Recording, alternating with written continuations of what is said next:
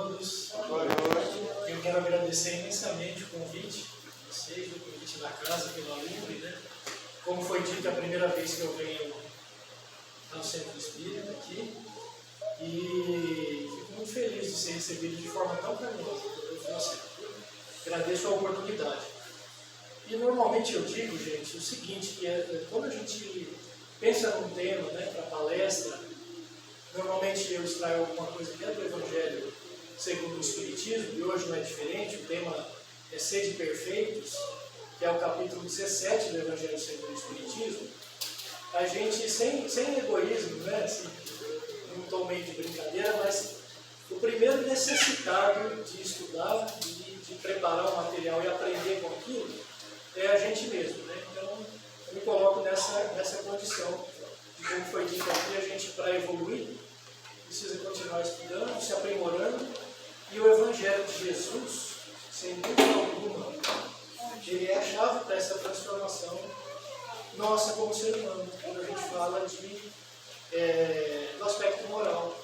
Porque é nesse contexto, né, que nós focamos em Jesus, que é um farol nas nossas vidas, e que veio trazer então o seu Evangelho para que a gente pudesse começar a entender diferente como é a vida e como a gente faz a reforma íntima em nós mesmos. Então, por isso, não é por isso que há o mundo, né, antes de Cristo e após Cristo, porque realmente ele é um divisor de águas. Né? E em todas as nossas alegrias ou nossas dificuldades, sempre que a gente recorre ao seu Evangelho, ou alguma lição, alguma passagem dele, traz algum refrigério para nós. Né? Buscamos tanto a paz de espírito. E como é que a gente pode atingir essa paz de espírito? Sabemos que quanto mais nós nos aperfeiçoamos, quanto mais seguimos esse chamado de Jesus ser de perfeitos, a gente vai adquirindo isso. Não é fácil, não é numa encarnação, todos nós sabemos, mas a encarnação é esse ponto de virada que a gente precisa, já nesse momento, alinhado ao Evangelho de Cristo, aproveitar o máximo possível, como foi dito aqui anteriormente também. Então a gente, nesse momento, que é um momento de transição, né, do nosso planeta, que vem ocorrendo já há algum tempo, já a informação do Evangelho segundo o Espiritismo a respeito disso, desde 1865, 66 já há passagens falando disso, né? Então a gente tem que pensar no nosso contexto. Estou aqui hoje como espírito e qual é a minha função? O que é que eu estou aprendendo e como é que eu estou conseguindo dar esse passo para frente ou não? Para voltar no tema aqui, que é o ser de perfeitos. Mas ser perfeito é algo que a gente imagina assim, bom, quem nós temos como modelo maior de perfeição? Então, quando Kardec pergunta no Livro dos Espíritos qual o espírito mais evoluído que habitou entre nós, a resposta dos Espíritos é muito simples: vede Jesus. Então, Jesus é o nosso modelo, né? Principalmente do ponto de vista moral, é aquele que a gente segue. E Kardec, então, faz nesse capítulo, a estruturação do capítulo da seguinte forma. Eu vou listar os itens aqui, mas a gente não tem tempo para falar de todos. Né? Ele coloca como primeiro item, caracteres da perfeição. Depois, o homem de bem, os bons espíritas, parábola do semeador. E no final, instrução dos espíritos. Então, normalmente, os capítulos do Evangelho são assim. A instrução dos espíritos fica para depois. Né? Na instrução dos espíritos tem o dever, a virtude, os superiores e os inferiores, o homem no mundo e cuidar do corpo e do espírito. Então, esse caracteres da perfeição que a Kardec coloca, ele extrai uma passagem que está no Evangelho, de Mateus, capítulo 5, versículos 44, 46 e 48. Eu vou ler para nós aqui e ver o que é que Kardec diz a respeito disso. Então, caracteres da perfeição. Diz assim, né, nessa passagem de Mateus: amai os vossos inimigos, fazei o bem aos que vos odeiam, e orai pelos que vos perseguem e caluniam. Porque se somente amardes os que vos amam, que recompensa tereis disso? Jesus já colocando uma reflexão. Né? Não fazem assim também os publicanos? Os Os publicanos naquela época eram homens que cobravam impostos do seu próprio povo. Era um ofício, um trabalho, mas era um ofício muito mal visto, né? Porque os judeus eram subjugados pelo Império Romano e ainda um outro judeu cobrava impostos e ganhava sua vida dessa forma. Então tudo que eles normalmente naquele contexto queriam comparar a algo ruim, coloca-se os publicanos como um exemplo, né? Se unicamente saudardes os vossos irmãos, que fazeis com isso mais do que os outros? Não fazem o mesmo os pagãos? E aí ele termina assim: sede, pois, vós outros perfeitos, como perfeito é o vosso Pai Celestial. Então, Allan Kardec coloca essa passagem e ele nos diz o seguinte, que quando é posto dessa forma, né, sede vós outros perfeitos, como é perfeito o vosso Pai Celestial. Que é óbvio que Jesus falava muito em parábola ou de forma metafórica, e que como é que a gente vai se igualar ao nosso Pai Celestial do ponto de vista de perfeição? Essa é a reflexão que Kardec faz, né? Por quê? Porque Deus ele é único. Se a gente se iguala a Deus, então ele já não é mais Deus. Deus é um só, não há nada como ele. Kardec coloca dessa forma. Mas ele frisa bem que Jesus, para que as pessoas entendessem bem naquele momento, ele usa, né, dessa forma figurada, para que todos fizessem um esforço enorme para tentar ser perfeito como Deus, mas sabendo que nós temos um modelo que é Jesus, nosso maior modelo, mas que ser igual a Deus ou não. Então Kardec extrai e comenta dessa forma para que aquilo ficasse intenso nas pessoas, no povo daquela época. E a gente fala daquela época, mas o Evangelho de Jesus ele é atemporal. O Evangelho de Jesus, como diz o Emmanuel, as leis morais do Cristo, elas são universais. Elas estão presentes em qualquer canto do universo. Portanto, não precisa de data. A gente vai ao Evangelho de Jesus e ele é sempre atual. Ele sempre supre alguma necessidade que nós, como espírito, estamos buscando para o nosso aprimoramento, para que em algum momento nós nos tornemos mais perfeitos. Dentro desse capítulo, gente, tem a parábola do semeador, que é outro item que a gente vai comentar aqui.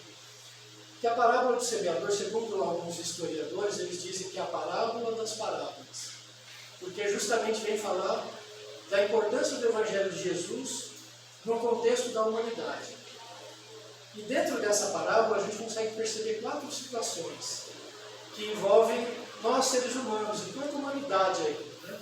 Então eu vou ler essa parábola e a gente vai comentar um pouquinho a respeito do que Jesus estava proporcionando de ensinamento naquele momento. Então diz assim essa parábola: aquele que saiu a semear, e semeando, uma parte caiu ao longo do caminho, e os pássaros do céu vieram e comeram.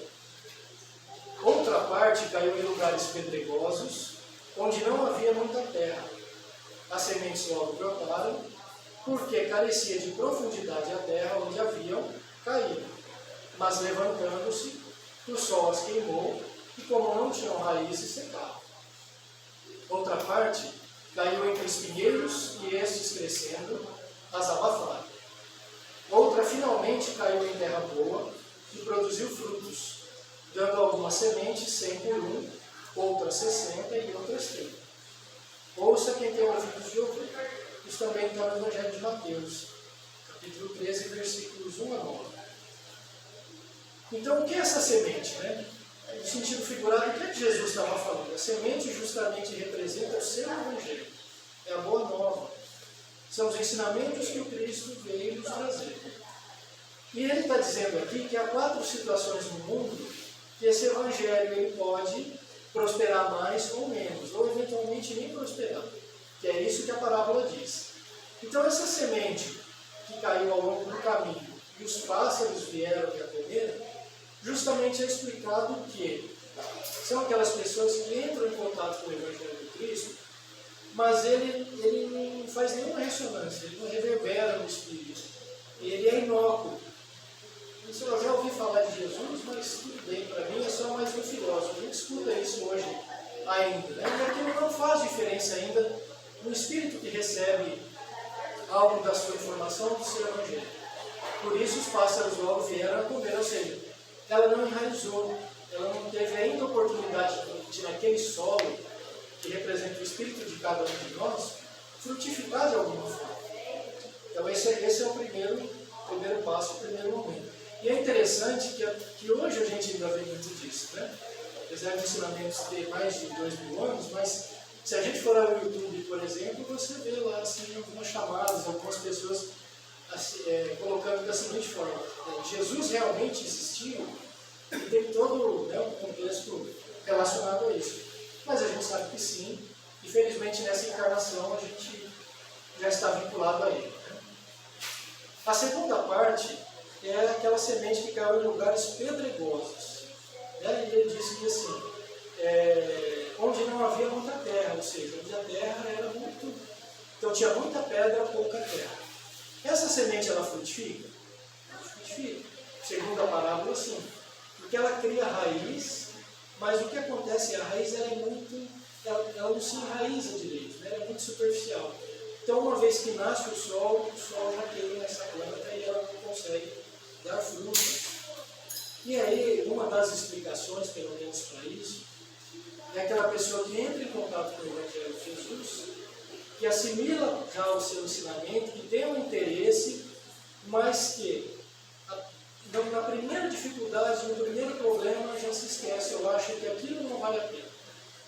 Onde é que está esse Jesus, né, que fala tanto de nos sustentar na nossa dor, e eu estou passando por dor? Então não há enraizamento, não se frutifica nesse sentido. A terceira situação é a raiz que cai entre a semente, perdão, que cai entre os espinheiros. Então, naquele lugar havia terra suficiente, que a raiz frutifica, mas ela começa a crescer e logo vem o espinheiro e abafa. Qual que é a explicação que nos traz Kardec e outros a respeito disso? Qual que é a interpretação? O que representa esse espinheiro? Para que, de alguma forma, nos afaste, né, do Evangelho de Jesus. Então, Kardec diz que, uma das interpretações, né, é que o espinheiro ele representa, em boa parte, as facilidades que nós temos, às vezes, em demasia na vida. Essas facilidades demais, principalmente do ponto de vista material, né, acabam, às vezes, não nos aproximando de Deus. Então, não é infrequente, às vezes, não é gente, né, eu digo humanidade de uma forma geral. Lembrar de uma prece, lembrar de pedir um socorro a Deus quando a coisa está muito difícil. Quando está tudo bem, geralmente é mais tranquilo nesse sentido. Não estou dizendo a gente, viu, pessoal? Estou falando da humanidade, né, de uma forma geral, como Jesus coloca. Para a gente ver como é atual ainda, os ensinamentos dele sempre serão. Né? Então quer dizer que a gente deve procurar a dificuldade? Devo focar sempre nas dificuldades, ter um polo voltado para isso? Não é exatamente assim, né? Mas a gente tem uma frase de Chico Xavier que diz assim, mas aí é o Chico, né, gente? O Chico é um espírito que é um presente para nós, é isso que eu digo, né? Ele diz assim, que não fosse as dificuldades na minha vida, eu teria permanecido no mesmo lugar. Ou seja, eu não teria saído do lugar como espírito em evolução. Então, o que o Chico está dizendo? Ele está dizendo que a gente deve procurar a dificuldade. Então, já tem dificuldade, vou agravar ou vou procurar mais? Não é isso. Ele está dizendo que as dificuldades, por alguma razão, dentro de um contexto de existência, de encarnação, elas estão aí para que nós possamos, com o máximo de recursos possíveis, e um dos maiores é o Evangelho de Jesus, lidar melhor com elas. Para que nós nos fortaleçamos a partir disso. Dentro dessas dificuldades ou obstáculo que a gente tem, quando a gente vence, né, a gente fala, olha, foi difícil, mas passou. Agora parece que eu me sinto, além de mais aliviado, parece que eu me sinto mais maduro. Uma nova dificuldade, talvez, semelhante a isso, eu tenho uma capacidade, talvez, de lidar com isso melhor. Então, na verdade, é isso que o Chico quer dizer quanto à dificuldade, para que nós possamos aproveitar. No capítulo 5 do Evangelho segundo o Espiritismo, que é Bem-aventurados os aflitos, lá na parte final também, onde tem instrução dos Espíritos, há uma informação dos Espíritos dizendo que, perante as nossas dificuldades, se a gente se revoltar na nossa existência, o que vai acontecer conosco? A gente vai estagnar. A gente não retrocede, né? Moralmente, todos nós espíritas sabemos isso, a gente não retrocede. Mas a gente pode não dar um passo para frente, que é esse ser de perfeitos que a gente está buscando como espírito. Materialmente, a gente pode retroceder de uma encarnação para outra, mas moralmente não. Então, eles dizem que se a gente se enclausura, né, se cristaliza na revolta, a gente não consegue aproveitar a encarnação nesse sentido, de fazer um entendimento do porquê acontecem os problemas e como eu posso lidar melhor com eles. Então, é um capítulo muito interessante, que todos do Evangelho, óbvio, né? Mas ele vai complementando. E qual de nós não tem dificuldade, né, gente? A gente tem as nossas alegrias, obviamente, mas dificuldades também. E, infelizmente, a gente tem esse entendimento de que mesmo, né, o que aparentemente a gente não consiga resolver, faz parte do aprendizado do nosso espírito, da nossa jornada aí de evolução. E a última parte, então, da parábola, pessoal, é justamente a semente que caiu na terra boa, né, que produziu frutos. Então ele diz, né, dando 100 por um, outros 60, outros 30. Então Jesus está dizendo para nós que para ele, né, é igual um pai cuidando de um filho, não importa se foi 100, se foi 60 ou se foi 30, o que importa é que frutificou. O que importa é que de alguma forma o seu evangelho tocou aquela pessoa, tocou aquele espírito. Já o desejo de permanecer no polo voltado para o bem. O que não é fácil, né, gente? Vamos combinar que no nosso dia a dia não é fácil. A gente, desde a hora que a gente acorda, nós temos N situações que às vezes nos levam ao desequilíbrio. E aí a importância da gente estar sempre o tempo todo pensando em orar, em vigiar. Porque sem isso, imagino que a dificuldade ela seria muito maior. Né? E quem nos coloca em contato com o nosso anjo da guarda, com o nosso espírito protetor, com dissipar às vezes algumas energias ou pensamentos que estão nos perturbando, é a nossa prece diária. Ela pode ser feita em qualquer lugar, pode ser um evangelho, às vezes a gente está dirigindo e vê um pensamento que você fala, mas isso não é meu. Quando a gente começa a identificar que não é meu, é a hora da gente substituir o pensamento por uma prece. Ou seja, lavando a louça, ou varrendo a calçada, mas ou no trabalho a gente se reservar, porque isso ajuda um pouco a gente a se tornar um pouco mais imune. Contribuir na forma de vibração, né, de estado vibratório, para o ambiente onde a gente está. Que às vezes é conturbado mesmo. Né? Outro dia mesmo eu estava assistindo uma palestra do aluno do Dutra Dias, e ele estava falando, né, de quanto que Deus, Jesus, conta com a nossa boa vontade. Não quer dizer que a gente já está perfeito, que ele vai escolher só. Mas ele estava falando disso, do quanto que a nossa boa vontade e o propósito de insistir no bem, mesmo falhando, mesmo cometendo erros, mas tem esse pensamento de insistir no bem, o quanto que isso é importante para Jesus. Porque Jesus conta conosco, né? Assim como a gente conta com ele, ele conta conosco para começar dentro do nosso lar. Que às vezes, nem sempre, mas às vezes um dos maiores desafios na nossa existência. Porque às vezes no trabalho a gente resolve bem, no trânsito a gente resolve bem, com um colega a gente resolve bem, em casa, às vezes fala, poxa, mas está difícil, né? É porque alguma razão tem, nós já sabemos disso. Né? Então nós temos, ou a gente está ajudando, ou a gente está sendo ajudado. O mais comum é que as duas coisas aconteçam. Mas o fato é que a gente está ali por um motivo, e esse motivo normalmente é reparar ou ajudar. E nós temos que então pensar no Evangelho de Jesus como essa frutificação em nós. Né? Nós nos identificamos com ele. Nós nos identificamos com pensar no polo do bem, não mais no polo do mal. Nós vencemos essa etapa, felizmente, ao longo da nossa existência. Então, esse frutificar vem de encontro ao fato da gente estar alinhado com o Evangelho de Jesus. Bom, dentro desse contexto, então, de Jesus contar conosco e nós contarmos com Jesus o tempo todo, né? Lembrando sempre de agradecer, quando a gente pede, mas agradecer tudo que ele tem feito por nós, Eu separei uma lição, pessoal, que é a lição 17 do livro Fonte Viva. Fonte Viva são 5 livros, né? Vocês conhecem, e tem um que chama Fonte Viva, é nesse que está. E é Psicografia de Chico Xavier, pelo Espírito Emmanuel. Então eu vou ler essa lição para a gente aqui, porque ela justamente, o título dela é Cristo e Nós. Para ver como o Emmanuel também diz que é importante a gente acreditar que a gente está contribuindo com Jesus, né? Mesmo na coisa mais simples, mas se ela é uma coisa boa, né, a gente está contribuindo com ele. Então o Emmanuel diz assim, os homens esperam por Jesus e Jesus espera igualmente pelos homens, pelos seres humanos. Né? Ninguém acredite que o mundo se redima sem almas redimidas. Olha o convite aí. Então como é que a gente vai querer um mundo mais equilibrado, mais redimido, se a gente ainda está num polo de perturbação? A gente não está conseguindo se equilibrar, que é o que a gente busca junto com o Evangelho, nosso equilíbrio. O Mestre, para estender a sublimidade do seu programa salvador, pede braços humanos que o realizem e intensifiquem. Começou o apostolado, buscando o concurso de Pedro e André, formando em seguida uma assembleia de 12 companheiros para atacar o serviço da regeneração planetária.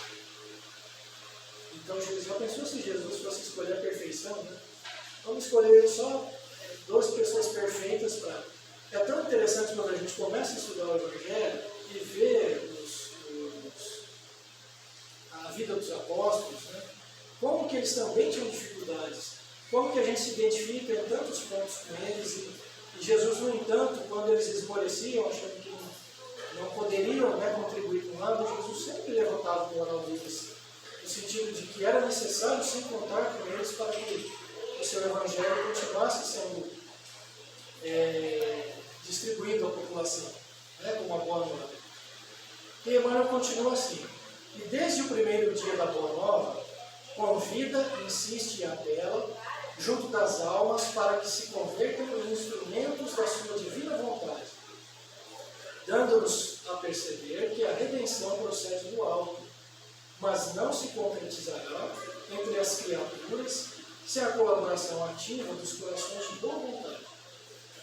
Ainda mesmo quando surge, pessoalmente, buscando alguém para a sua lavoura de luz, tal aconteceu na conversão de Paulo, o Mestre não dispensa a cooperação dos servidores encarnados. Depois de visitar o doutor de Tarso, diretamente, procura Ananias, enviando a socorrer um novo discípulo. Por que razão Jesus se preocupou em acompanhar o recém-convertido, assistindo-o em pessoa? E aí Emmanuel responde, é que se a humanidade não pode iluminar-se e progredir sem o Cristo não dispensa os homens na obra do soerguimento e sublimação do mundo. E aí ele coloca algumas frases de Jesus, né? Ide e pregai, Jesus dizia muito isso. Eis que vos mando, resplandeça a vossa luz diante dos homens. A seara é realmente grande, mas poucos são os ceifeiros. Semelhantes afirmativas do Senhor provam a importância por ele atribuída à contribuição humana. Amemos e trabalhemos, purificando e servindo sempre. Onde estiver um seguidor do Evangelho, aí se encontra o mensageiro do amigo celestial para a obra incessante do bem. E a última frase é, cristianismo significa Cristo e nós. Então, isso dá uma injeção de ânimo em nós, né? De saber que Jesus conta conosco no nosso dia a dia. E nesse momento tão importante, que é o momento de transição, se a gente está encarnado nesse momento, é porque de alguma forma nós estamos nos alinhando para contribuir com essa regeneração também, demorando ou não, né, alguns mais rápidos, outros menos, mas é importante a gente pensar nessa nossa encarnação enquanto espírito, nesse momento, o que é que nós podemos contribuir. Esse é um convite que o Espiritismo nos faz através de Jesus e do seu Evangelho. Então, essa ligação com Cristo é o que faz com que nós procuremos essa perfeição, né, ao longo de nossa jornada. E pensando nisso, gente, eu até trabalho aqui no 8h40. Isso, 8h45.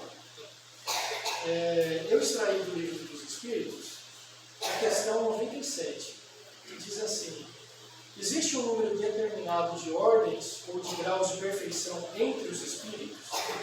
Então, a Kardec, todas as perguntas de Kardec é sempre para trazer uma informação para nós seres humanos, né? Ele era muito inteligente e sempre preocupado em nos ajudar desta forma.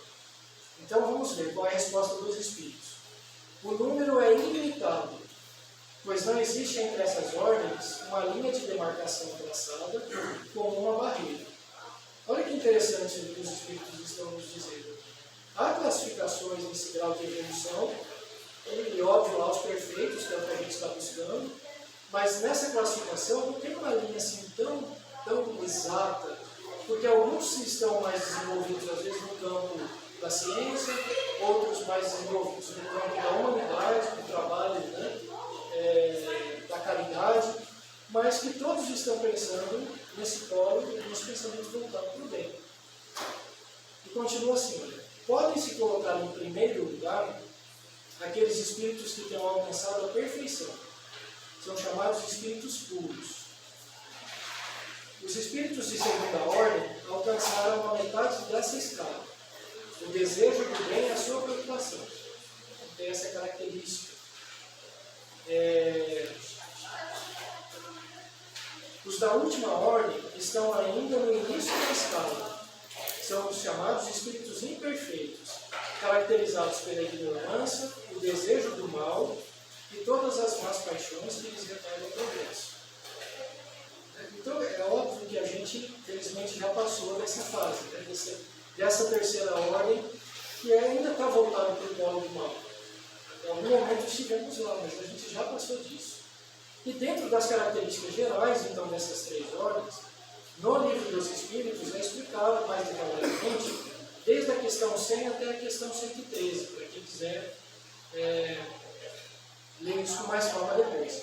Mas vamos ver as características de cada uma dessas ordens de forma geral, segundo o que está no Evangelho, segundo o que está no Livro dos Espíritos. Então, espíritos de terceira ordem, caracteres gerais, predominância da matéria sobre o espírito. Olha só, então, não há esse vínculo com algo que é além da matéria. O que predomina é a matéria. Então, isso está ligado a mundos mais inferiores. Né? A gente passou dessa fase já. Propensão ao mal, ignorância, orgulho, egoísmo e todas as más paixões que lhes são consequências. E tem intuição de Deus, mas não o compreende. Ainda tem uma vaga intuição. Por que eu estou trazendo isso aqui? Para a gente ter uma ideia dessa escala, dessa perfeição que a gente busca, né? Por onde os espíritos transitam, e isso explica, de certa forma, talvez, maiores ou menores problemas que nós encontramos ainda na Terra, né? Por essas características. Espíritos de segunda ordem são chamados bons espíritos. Eu acredito que nós estamos nessa faixa aqui. Pelas seguintes características, né? Predominância do espírito sobre a matéria. Então é interessante porque já o outro era a matéria predominante, né? Aqui não. Aqui o espírito ele predomina sobre a matéria. Desejo do bem. Então o tempo todo desejo o bem. Falhas nós ainda temos, mas está sempre pensando no bem. Né? Suas qualidades do seu poder em fazer o bem estão relacionados com o adiantamento que é alcançado. Uns têm a ciência, outros a sabedoria, outros a bondade. Compreender Deus no infinito, compreendem Deus no infinito e já desfrutaram da felicidade dos bons. São venturosos pelo bem que fazem e pelo mal que impedem de ser feito. E os chamados espíritos puros, que são espíritos da ordem de Jesus, né, as seguintes características gerais que Allan Kardec nos coloca. Não sofrem influência da matéria, ou seja, não precisam mais de matéria para nada. Nós não vivemos para a matéria, mas a matéria ainda é importante para nós. Vamos começar pelo nosso corpo. A gente encarna ainda a matéria, ainda há uma necessidade do nosso espírito, mas a gente não vive só para a matéria, né? A gente já deu um passo para frente. Então esses espíritos puros não precisam de matéria mais. possuem superioridade intelectual e moral absoluta em relação aos espíritos das outras ordens. Então, essa superioridade intelectual e moral não é imposta, né? É simplesmente padrão de vibração, é padrão vibratório. E, então, há necessidade de se igualar nesse aspecto.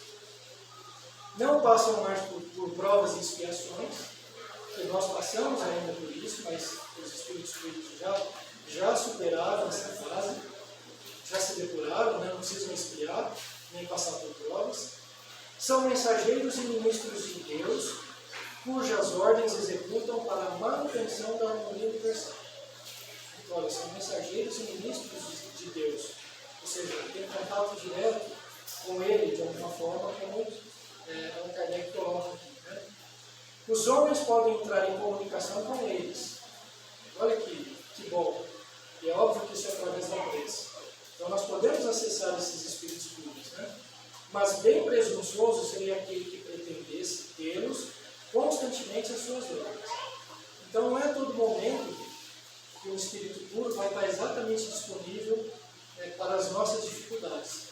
Mas há escalas, né? O nosso anjo da guarda nos atende, os nossos espíritos amigos, e esses espíritos puros, é assim como diz Kardec, é possível entrar em contato com eles através das informações dos espíritos. Então a prece, ela é um recurso extremamente importante, né?